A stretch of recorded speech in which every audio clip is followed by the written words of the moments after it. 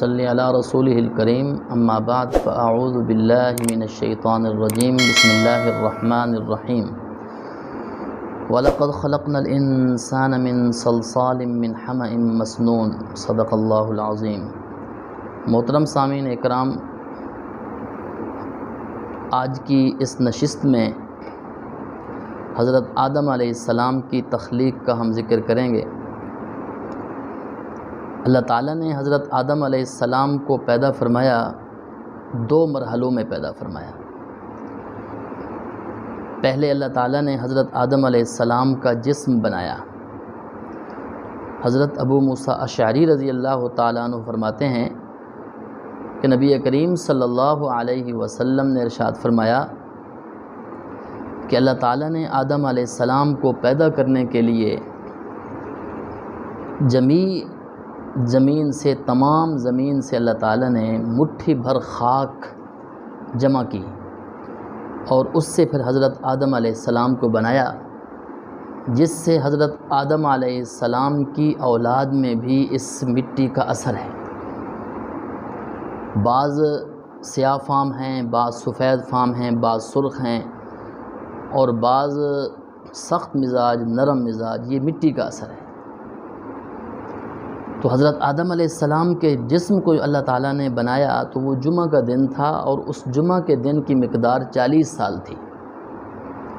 تو 40 سال تک حضرت آدم علیہ السلام جسم کی شکل میں رہے۔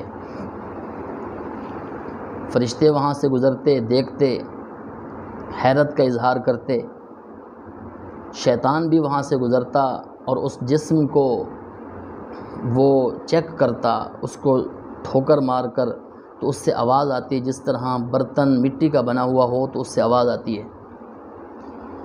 تو وہ یہ کہتا کہ یہ انسان کھوکھلا ہے، لیکن اس کے ذہن میں یہ بات بھی تھی کہ اس انسان کو اللہ تعالیٰ نے کسی مقصد کے لیے پیدا کیا ہے، اور یہ بھی کہتا تھا کہ اگر اللہ تعالیٰ نے مجھے اس کے اوپر برتری دی تو میں اس کو تباہ کر دوں گا۔ تو پہلے مرحلے میں اللہ تعالیٰ نے انسان کا جسم پیدا کیا، اس کے بعد دوسرے مرحلے میں اللہ تعالیٰ نے آدم علیہ السلام کے اندر روح پھونکی، اور اس روح کی نسبت اللہ تعالیٰ نے اپنی طرف کی، یعنی اللہ تعالیٰ کا حکم تھا کہ اس حکم کے ذریعے آدم علیہ السلام کے اندر جان آئی۔ تو حضرت انس رضی اللہ تعالیٰ عنہ کی ایک روایت ہے جس میں یہ آتا ہے کہ حضرت آدم علیہ السلام کے اندر جب اللہ تعالیٰ نے روح پھونکی تو سب سے پہلے روح سر میں آئی، تو ان کو چھینک آئی، تو انہوں نے چھینک کا جواب الحمدللہ رب العالمین سے دیا۔ اللہ تعالیٰ کی طرف سے جواب یہ آیا یرحمک اللہ، آپ پر اللہ تعالیٰ کی رحمت ہے۔ تو جو یہ روح پھر دماغ سے آنکھوں میں آئی تو ان کو جنت کے پھل اور جنت کی نعمتیں نظر آئیں۔ پھر یہ روح جب پیٹ کے اندر آئی تو حضرت آدم علیہ السلام کو خواہش ہوئی کھانے کی، تو وہ کھانے کی طرف چل پڑے۔ ابھی روح پاؤں کے اندر نہیں آئی تھی، ٹانگوں میں نہیں آئی تھی۔ تو اس سے ایک بات یہ بھی معلوم ہوئی کہ انسان کے اندر جلد بازی ہے، جس کا اللہ تعالیٰ نے قرآن مجید میں بھی ذکر فرمایا خلق الانسان من عجل، کہ انسان کے اندر جلد بازی ہے۔ یہ گویا کہ انسان کی فطرت ہے۔ تو اللہ تعالیٰ نے انسان کو جب پیدا فرمایا تو فرشتوں نے سجدہ کیا، اللہ تعالیٰ نے حکم فرمایا، شیطان نے سجدہ نہیں کیا اور اس نے بغاوت کر دی کہ اللہ تعالیٰ نے انسان کو برتری کیوں دی۔ اللہ تعالیٰ نے انسان کو اپنے ہاتھوں سے بنا کر اس بات کو ظاہر فرما دیا کہ یہ انسان فرشتے سے بھی افضل ہے، شیطان سے بھی افضل ہے۔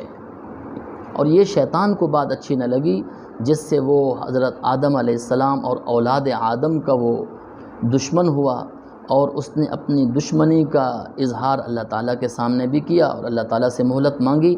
لیکن اللہ تعالیٰ نے فرمایا کہ میرے نیک بندوں کو تو گمراہ نہیں کر سکتا، ہاں جن لوگوں کو تو گمراہ کرے گا ان کا ٹھکانہ جہنم ہے، وہ جہنم کے اندر جانے والے ہیں۔ تو اس سے ایک بات یہ معلوم ہو گئی کہ انسان کو اللہ تعالیٰ جو حکم فرمائے جس چیز کا وہ کرنا چاہیے، چاہے وہ اس کا فائدہ ہمیں محسوس ہو رہا ہے یا نہیں ہو رہا ظاہری طور پر، لیکن اللہ تعالیٰ کا حکم من و عن ہمیں ماننا چاہیے۔ اور دوسری بات یہ بھی کہ انسان اپنے آپ کو بڑا نہ سمجھے، اپنے آپ کو متکبرانہ انداز کے اندر نہ لے آئے، اس لیے کہ یہ چیز اللہ تعالیٰ کو پسند نہیں ہے۔ شیطان نے جب تکبر کیا ہمیشہ کے لیے اللہ تعالیٰ نے اس کو گھاٹا اور نقصان والا بنا دیا، ہمیشہ کے لیے وہ اپنی پوری زندگی کے اندر اللہ تعالیٰ کی طرف سے مردود رہا۔ تو ہمیں بھی اللہ تعالیٰ نے جو انسان پیدا کیا ہے تو ہمیں بھی چاہیے کہ ہم اپنے مرتبے کو پہچانیں اور اپنے رب کی عبادت کریں اور اپنے رب کا حکم مانیں۔ وآخر دعوانا ان الحمد للہ رب العالمین۔